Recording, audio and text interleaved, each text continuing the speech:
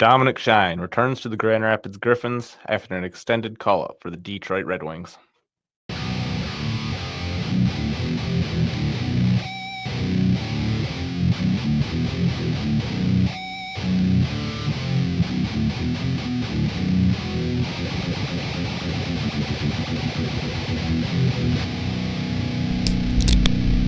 Welcome to the Griffins Pipeline Podcast. Welcome to the Griffins Pipeline Podcast. We are brought to you by the Hockey Podcast Network, and we are sponsored by Draftkings. I'm one of your hosts, Connor. I'm your other host, Kyle. We are fans. We bring you the show as fans, not experts. We are not sponsored by the Grand Rapids Griffins or the Detroit Red Wings. We just like to do this. We're season ticket members, and we like to share the love the community brings for the Griffins Nation. So, yeah, we don't. It says we do a paid promotion, but we really don't make much. We literally spend so much more just to get more fans involved. So getting into the news today, the youth movement for the Red Wings is really heating it up for the Detroit Red Wings, as they are just sliding up from the AHL to the NHL, and we are creating a great atmosphere for the team to thrive in. Yeah, the Grand Rapids Griffins development has gotten really, really good under Dan Watson. He came right in, switched the culture around completely, and he's got this pipeline moving fast. I mean, he's got players pumping out. He's got Albert Johansson, Simon Edvinsson, Elmer Soderblom, Dominik Shine gets his first taste of NHL action. And single one of them went up there and they performed. Not one of them skipped a beat. They all came right up. I think Soderblom took a next step up there. I think he looks way better up there than he's ever looked down here. So it's really crazy to see. Yep, playing to your competition level. It goes a long ways with some players, and it's huge to step up to the competition and not back away from it. So, yeah, we got dudes like Carter Mazur coming back, and Amadeus Lombardi is skating, so he'll be back soon. And then Nate Danielson. And yeah, so we need them guys to start stepping up because the Griffins have kind of went down on a slide here. They've been shut out in 3 games straight.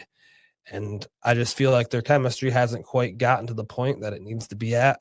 But you got 2 highly skilled scorers with Nate Danielson and Carter Mazur, and hopefully soon the return of Amadeus Lombardi. We can hope everything starts to click, and we should be fine without Soderblom or Johansson or Edvinsson or Berggren. I mean, those guys are cemented into the Detroit Red Wings now, and that's what the AHL is all about. I mean, NHL team has problems, you call up the AHL guys, the best guys. You see that with Shine getting his first chance ever. He gets up there, he goes and performs. The AHL you have to adapt. Yeah, and with Shine coming back, hopefully it kind of fixes a lot of the problems. I know he's a huge leader down here, and it's just been a little underperforming for the Griffins as of late. So we'll kind of get into it here with the standing and the leaderboard so the Rapids Griffins, with 44 games played, we are number 1 in the Central Division with 25 wins, 15 losses, 3 overtime losses, 1 shootout loss, 54 points. Yeah, the rest of the division goes as this. We have the Grand Rapids Griffins in first with 54 points. We have in second place Texas Stars with 53 points, right on our tail. And then right on their tail, they have in third place the Milwaukee Admirals. They have 51 points. And then right behind them, Chicago, flying up from the bottom of the gutters, has 50.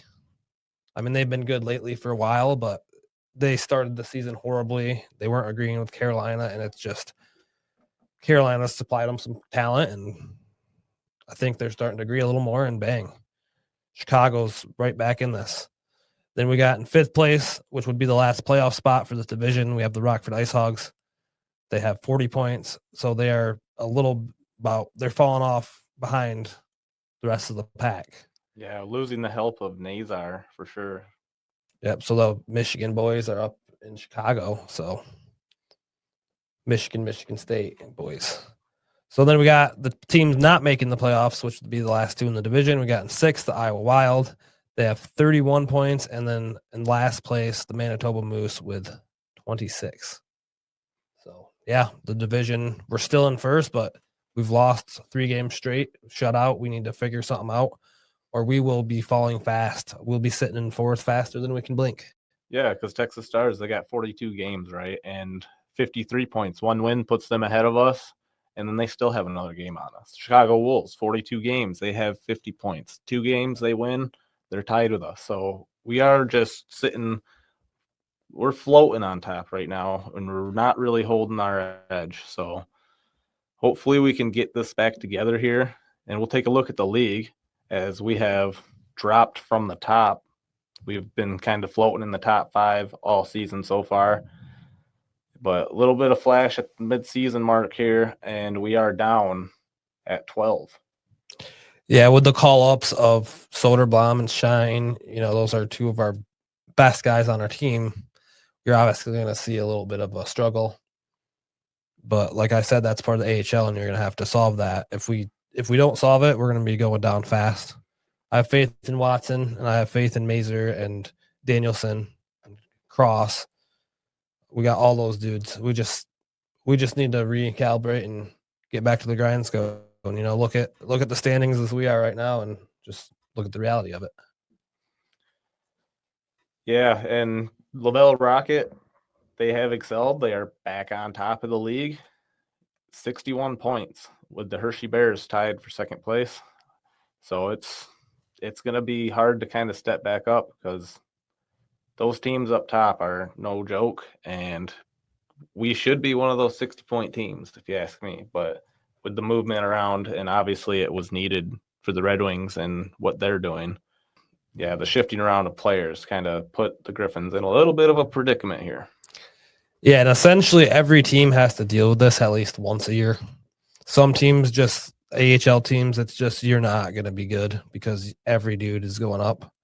And I could see that happening here in a couple of years, with the Red Wings getting near playoffs and all that.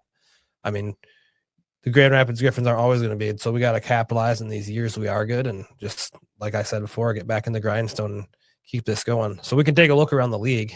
So around the league in the AHL here, we have Alex Steves for the Toronto Marlies with 26 goals and 15 assists for 41 points, being one of the league leaders here. But in second place, we got Isaac Rosen for Rochester American, 41 games played, 23 goals, 16 assists, 39 points.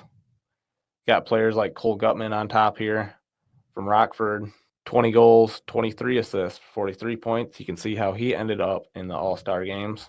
Got Matic Blumel in Texas system, 37 games, 21 goals. Yeah, there's just a lot of talent around the AHL this year. I mean, watching the AHL All-Stars was pretty cool. Central Division winning, by the way. We'll get on to the Grand Rapids Griffins points now. So for the Grand Rapids Griffins, we have Dominik Shine still leading the team in points with 41 games played. Then we have Austin Watson, 29 points. We have Joe Snively with 28 points. We have Sheldon Dries with 24 points, and Nate Danielson with 22 points for our top 5 on point leaders. Sheldon Dries with 17 goals, Joe Snively with 15 goals, Austin Watson with 12 goals, Dominik Shine with 11 goals, and Amadeus Lombardi still, even with the injury, with 9 goals. 20 games played. So, yeah, Amadeus Lombardi is definitely going to be a key to be back here soon. So we can get on to our hot and cold. In this segment, we like to pick a hot player for the week and a cold player for the week, and then we also like to randomly generate a player. So for hot, we have Sheldon Dries. He was looking really good until the Griffins kind of off here with the 3 games lost. At this point, he played 39 games, 17 goals for 7 assists and 14 points and a +8. So that's really good defensively too. It's good to see your top goal scorer also being one of your top plus-minus people. Yeah, and I think just to get you caught up on that, we played 3 games, so he's got 42 games, and he's gone down -2 for the last 2 games. So he's at +6 now. Still very respectable. So who are we going to throw on cold today, Kyle? I mean, everyone. We can throw the whole entire team right now on cold. Yeah, we could. But we're gonna talk about 3 dudes, but I'm gonna talk about one guy specifically that I know we can do better. We got Cross Hannes. He has 0 points in more than 10 games, but he started out really hot this season. It looked like he was taking the next step, playing up on the top lines, and it looks like he was put down to the later lines, like he's playing on the 4th line a lot. And then you get Dominik Shine going up, you get Elmer Soderblom going up. I was really kind of hoping for him to step up and take that role he had earlier with the top minutes, but it looks like it's just not happening right now. I really hope he can start figuring it out because he's one of my favorite players on this team. Yeah, and he's got 6 goals and 5 assists for 11 points, and that was all before Christmas. And we just had, since the new year, we just have not seen Cross Hannes do what he has done early. I want to see him get back out there and kind of perform to where we know he can. Yeah, because I feel like he's a big part of that locker room. You know, he's one of the guys who's been here the longest in Grand Rapids right now, and I just think he has a killer shot, and if he can get that shot going good, he can. Like he did a game winner with seconds left. I mean, Cross Hannes has got some really high ceiling, and he has an opportunity to cap it right now with dudes being gone. I'd really like to just see him do that, or we would not have put him on cold. Yeah, I know Doucette had got top line minutes there. I would like to see Hannes just give him a shot. Maybe there is something like an injury nagging him that coach is keeping him down for a bit. But I mean, Wallander has climbed out of cold, and I thought maybe he had an injury that was nagging him for a while, but Wallander is back out and doing what we expect out of him again. So I'd like to see Hannes and company, this kind of age of player that it's like their time is starting to run out. Hannes needs to start putting some goals in the net. That's what he's here for. Yeah, and I also want to mention for cold, I kind of want to mention Mazur and Danielson right now. They're not really doing much. Like we kind of really Mazur can score goals and have that aggressive play, and then you got Danielson who's got the amazing stick work, and you can get it right to Mazur. You think that would be a really good combo, but so far it just hasn't flourished out to be that. Yeah, I agree. And Nate Danielson, Mazur, both. The opportunity is just there for them right now to grab all the chances they can get. So top line minutes, and they've been playing well together. It's just the pucks aren't going in the net. Mazur obviously hasn't seen the ice for the entire first half of the season practically, and it just looks like Danielson's trying really hard, and it's just not working for him. Almost like Connor Bedard in Chicago. Yeah, Nate Danielson is definitely not ready to be called up for anyone who's calling for Nate Danielson right now. He's still on that curb of not figuring it out quite in the AHL.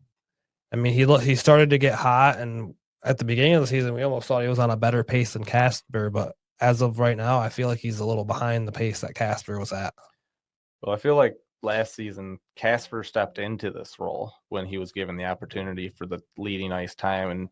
And Danielson, he's been on the top line all year. It's like now that the other stars aren't there. You know, the Lamarty's not there, Soderblom's not there. He's getting more ice time, but we're not seeing the benefits of it yet. But there's no reason to panic. This is just a couple games where the roster's got jimmied around. There's a lot up and down, some increased chemistry. 44. Josiah Didier. So Josiah Didier, he's our captain. I feel like he's looked good out there. I wouldn't say he's done anything crazy, but he's always out there protecting the young guys, and he's always out there making really good defensive, smart plays, supporting the youth and all that kind of stuff. Yeah, I'd say as of late, there's been a little more struggles than there has at the beginning of the season. Just some awkward positioning. The defense just getting into some weird situations over the last couple games here. Didier's kind of been a culprit of that, but he's had a great season. I mean, compared to last season, we're seeing a tenfold better. Just he's obviously adapted to the community and the city and everything, and everything's not new to him this year. So we're seeing a goal, 4 assists for 5 points, but where it shines is at +9. I mean, keep him on the ice at +9. He's doing the right thing. He's keeping the puck out of the net, and he's been a physical presence for all the young kids and stepping in when needed. So I would say he is on the almost hot side. Warmer than not. Not even warming up, probably just like. I'd say he stayed nice and warm, nice and toasty, we'll call him. Yeah, yep. Toasty. All right, so that should get us into our ads.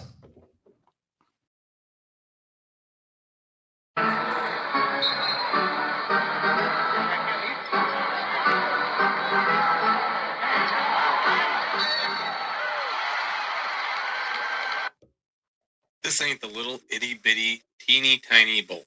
This is the Super Bowl 59. Get in on the action at DraftKings Sportsbook, an official sports betting partner of Super Bowl 59.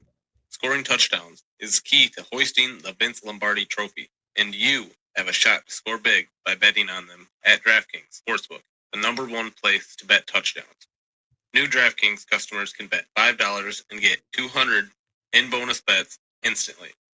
Download the DraftKings Sportsbook app and use code THPN. That's code THPN for new customers to get $200 in bonus bets instantly when you bet just $5. Only on DraftKings Sportsbook. Crown is yours.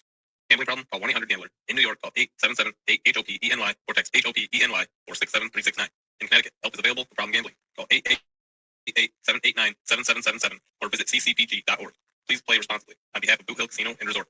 21 plus age and eligibility varies by jurisdiction. Void in Ontario. New customers only. Bonus bets expire 168 hours after issuance. For additional terms and responsible gaming resources, see dkng.co/audio.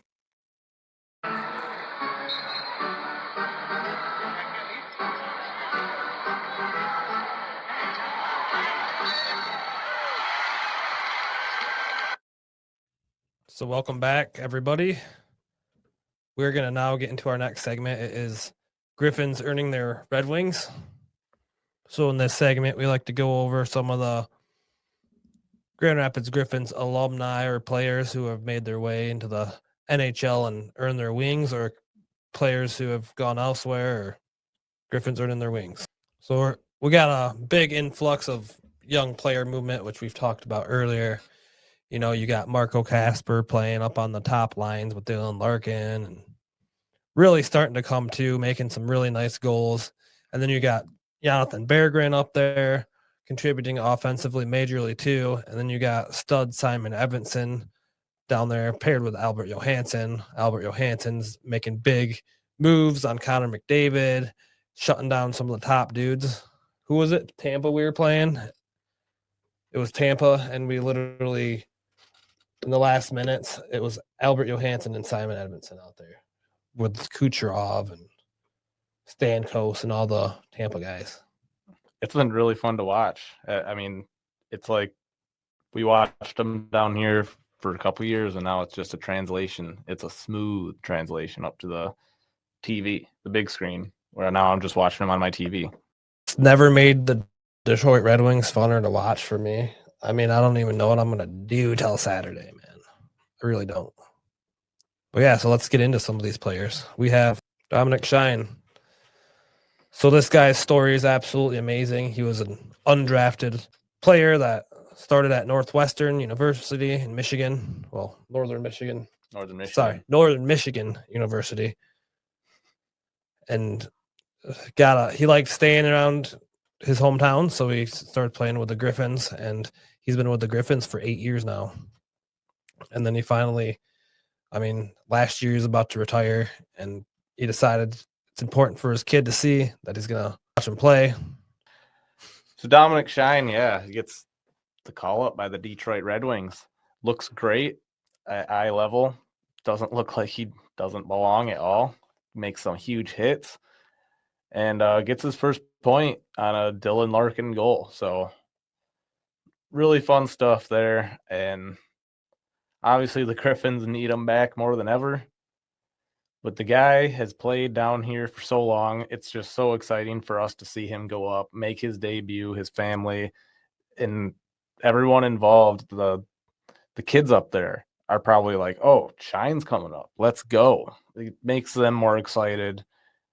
It's a good sleight of hand by Yzerman to have a guy like this in your organization for so long, and just someone that's able to contribute at every level, does whatever you've asked of him for years, and just, I mean, we gotta appreciate the guy, and we'll definitely miss him if he ever leaves. Yeah, I don't think he's looked out of line up there at all. I actually think he's looked great up there and right in spot. And there's actually a lot of people that are pretty upset with him being sent down. So this year he has 4 games played. He doesn't have any goals, but he got his first point with an amazing assist off a hit and got it to Dylan Larkin, and Dylan Larkin went down and scored. He was a -1, but he's been very great out there, and sucks to see him come back down, but it doesn't really because we love him down here. So we're happy. Yeah, he's our number 1 point scorer here, so we're happy. He's our number 1 point scorer, and I think he's been the fan favorite just for so long. You know, it's like my girlfriend texts me when Shine gets called up, you know, like, that's cool stuff. He's the guy we like down here, and I think a lot of people just really like to see stuff like that happen in hockey, where he is a Detroit native and just gets his chance finally after nothing but hard work. So, yep. So let's move on to the next guy. We got Albert Johansson.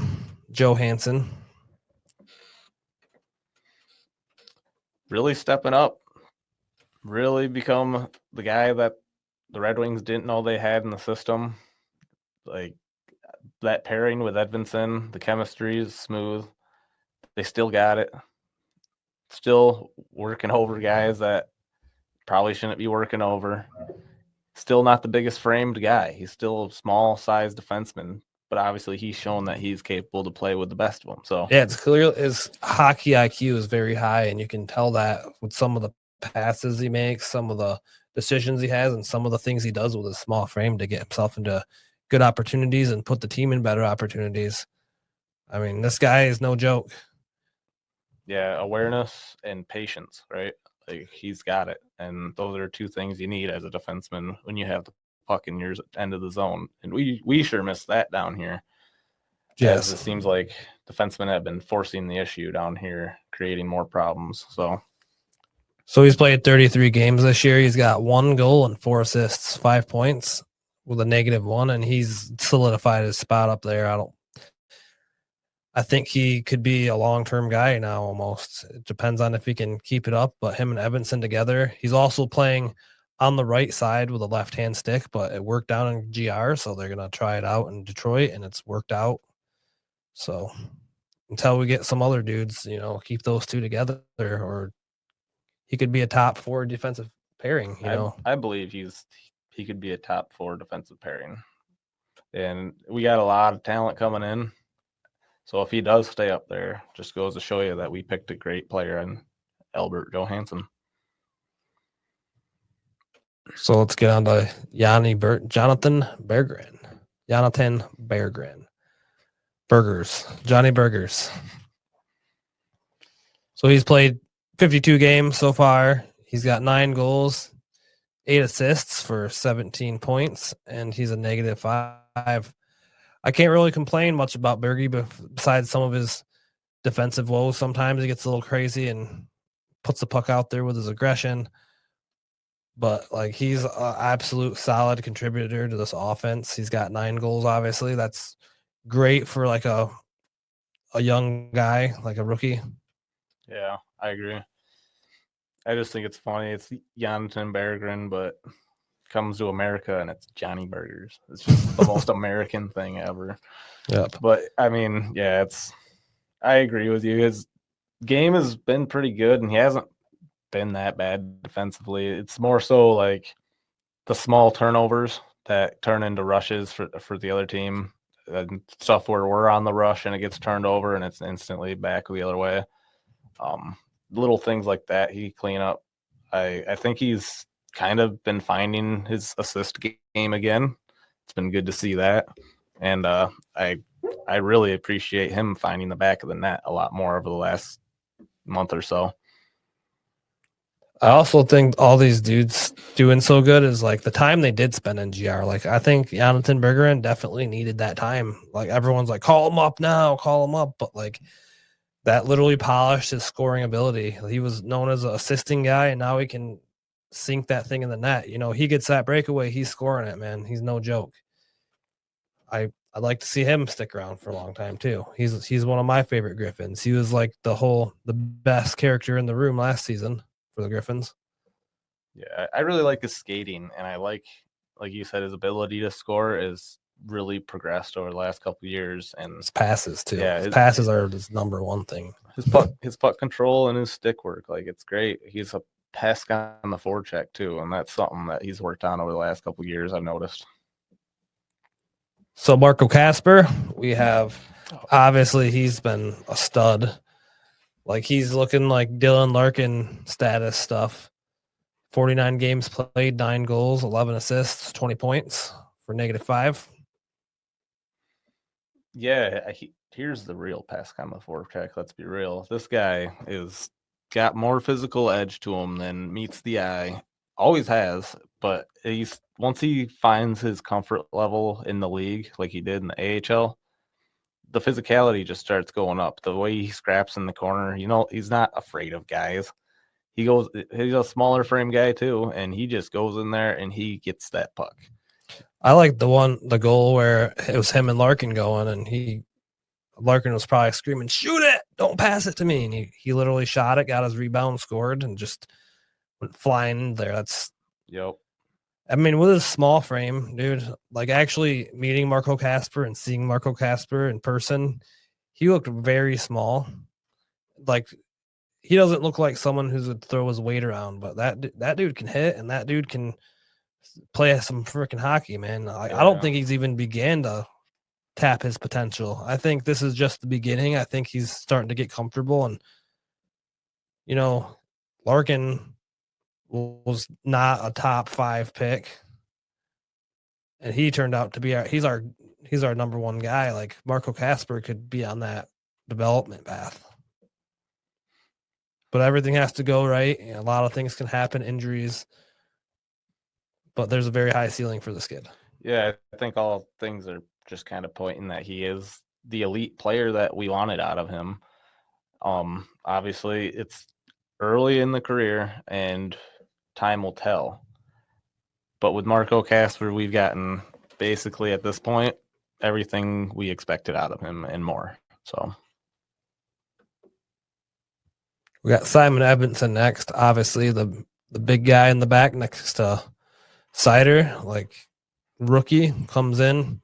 Everyone's like, you can't really expect him to have a Seider-like season. I think he's had a pretty dang good season.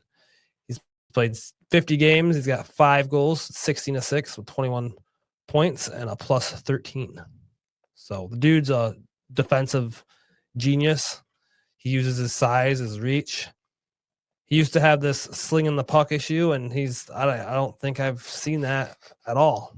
The old slinging the puck thing. I don't see it at all in the NHL. I thought it would come back up, but no, he's more of like a really good in the offensive zone too. Oh, let's be real. He's a stud, dude. Like He absolutely, I think he looked like a rookie for the first 10 games of this year, which obviously he's not a rookie anymore. He's played enough games, and I like the first 10 games, he kind of looked like they were just finding their footing a little bit. But since then, Edvinsson has really stepped around as the top 2 defensemen on this team. Whether he's on the top pairing or not, I think he's the second best defenseman on this team. I think some people at this point are starting to argue if he's the best defenseman on this team. He's personally my favorite Griffin since COVID year. You know, since the Yzerman rebuild. And we had a little time with Edvinsson too. Like he was here for a good chunk of time where we got to see him progress and actually got to watch him grow as a player. From when he came in as just the first round pick to when he was leaving as like one of our top point getters, and he's like leading our team in shots. His offensive game really grew, and I hope the same thing happens with the Red Wings. He starts to find that offensive game and his defensive game. Yes, he is. Like I said, he's my favorite one so far. You had Sider, who we only got to see for a minute. And then we had Raymond, who skipped GR completely. And then we got Simon, Edvinsson, Kosa, Kasper, Danielson now. Hopefully you get to see some ASP. I mean, these dudes are just keep coming through. I mean, we're going to get another guy this year. Yeah, it's just ASP lining up for that Four Nations tournament right now. You know, there's that. Who knows what happens after that season's done? Yeah, there's that little blockade in the pipeline, but Yzerman twisted that nozzle in the pipeline, and the players are starting to pump. So we got one more guy for you on this segment. We have Elmer Soderblom. He's a big guy, 6'8". Another Swedish dude. He's played 8 games with 2 goals, 3 assists, and 5 points. That's over half a point per game with a +1. I mean, I think he's almost made the best impact besides Kasper and Edvinsson.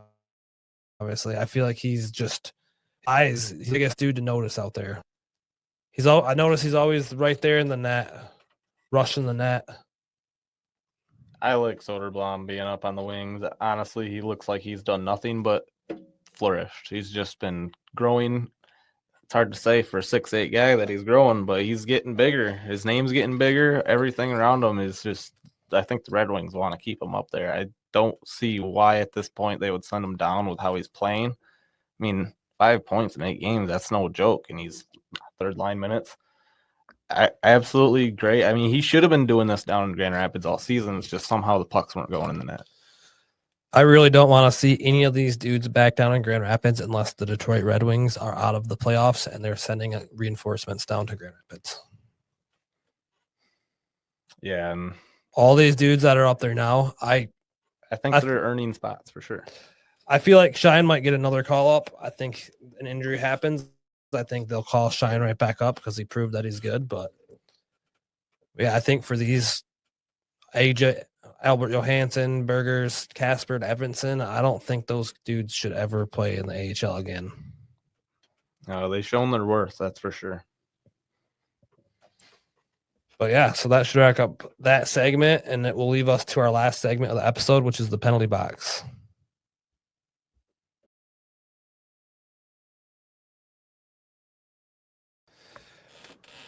So this is the last segment of our episode. We like to end the episode on a fun note and step out of hockey for our one chance. We like to throw someone into the penalty box. We have biggest idiot of the week for a 2-minute minor, 4-minute double minor, 5-minute major, or a game misconduct. Kyle, who are you going to throw into the penalty box? Well, this week it's going to be Connor Bedard. He's under fire after a couple shifts on the Florida Panthers where that got called out on the TNT broadcast. Mark Messier and Paul Bissonnette had some interesting things to say about him playing pond hockey style game and just really kind of pushing into him, saying he needs to mature as a hockey player. And Connor Bedard comes back and says, I don't really care what you have to say. This is my game. I know when I make a mistake, but I think reality is he kind of was forced into a given job where he was on the starting line and things were just kind of handed to him a little bit. Look at Nate Danielson. Things weren't really handed to him. Connor Bedard said Nate Danielson was the toughest player against in the league they were in. And now Nate Danielson's struggling in the AHL right now. I wonder how Connor Bedard would fare in the AHL. Obviously, he's a generational player with a lot of talent, and he should absolutely tear it up down there.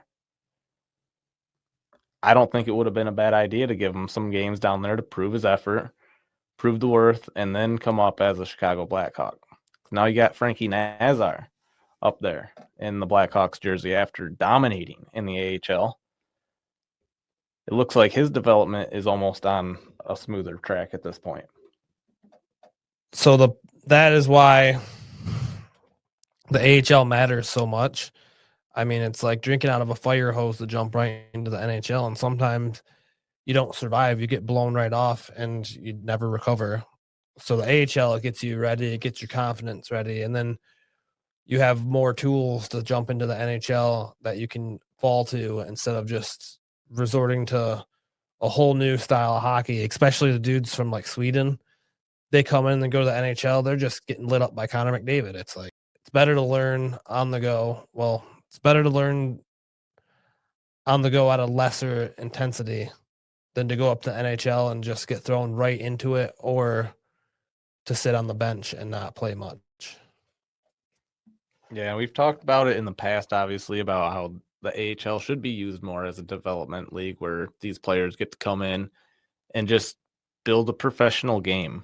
And I'm not trying to say Connor Bedard sucks. Like, let's be real. The dude is unreal athlete, and he obviously has held himself to a very professional standard, but he's firing back after the TNT broadcast called him out. And that's where the penalty lies here is, I think it's a little bit of more maturity there in how he called him back out. I understand you're like, I don't care.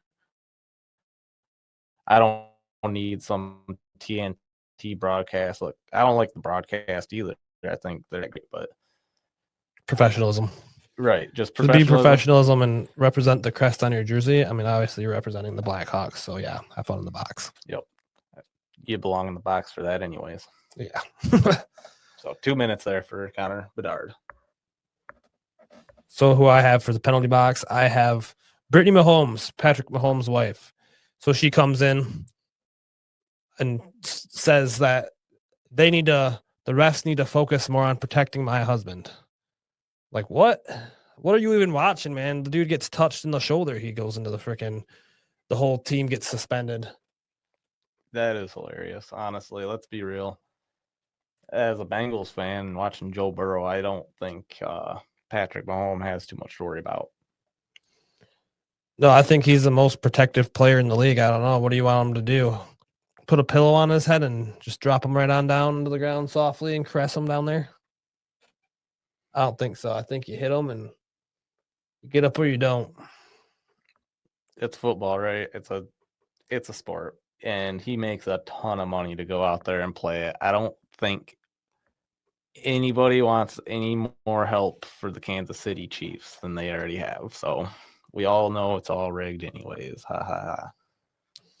Yep, they'll be getting their three-peat here this weekend, and NFL history will be made. Some crazy things going to happen. Some crazy call. The Eagles are going to watch. The Eagles are going to be right about to win, and then some call is going to mess it all up, and the Chiefs are going to come back and win last second. Well, draw it up on DraftKings, buddy. So, yeah, if you want to look at DraftKings parlays, that's how you do it. If you use code THPN2, you get good discounts. So that should wrap us up for this episode. We got a couple games coming up. The Griffins are playing the Milwaukee Admirals at Panther Arena in Milwaukee. They're playing on Friday night and Saturday night. So go Griffins. They return to the Van Andel on Wednesday, playing the Springfield Thunderbirds. That'll be a good one. A team we haven't seen since the beginning of the year, and not a whole lot before that. So I'm sure they want to get a rematch, as we went out there and crushed the entire East Coast just about. Yeah, so until next time, go Griffins. Go Griffins. Thank you for listening to the Griffins Pipeline Podcast. If you enjoyed the show, give us a 5-star review. We are part of the Hockey Podcast Network. We are not partnered with the Grand Rapids Griffins, Detroit Red Wings, or Toledo Walleye. We are not experts. We are just die-hard fans looking to make a community with others alike. Let's go Griffins Nation. Join the fun, like, and follow us on Facebook and X. or call into the show and have your opinion heard. 1-616-319-1175. Thank you. Grand Rapids Griffins, Toledo Walleye, and Detroit Red Wings. Players, coaches, websites, and social media. Thank you AHL.com, NHL.com, ETL.com, EliteProspects.com, and anyone else putting out information on the teams. Until next time, go Griffins. Go Red Wings, go Walleye.